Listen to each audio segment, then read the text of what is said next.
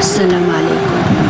শুক্রবার দিন আসর থেকে মাগরিবের মধ্যে যে সময়টা আমরা পাই, সেই সময় কি দোয়া করলে আল্লাহর কাছে সরাসরি পৌঁছতে পারবেন? আমরা জানি দুরূদ পাঠ করলে আল্লাহর নিকট সব থেকে প্রিয় বান্দা হওয়া যায়।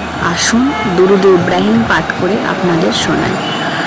আল্লাহুম্মা সাল্লি আলা মুহাম্মাদিন ওয়া আলা আলি মুহাম্মাদ কামা সাল্লাইতা আলা ইব্রাহিম ওয়া আলা আলি ইব্রাহিম ইন্নাকা হামিদুম মাজিদ।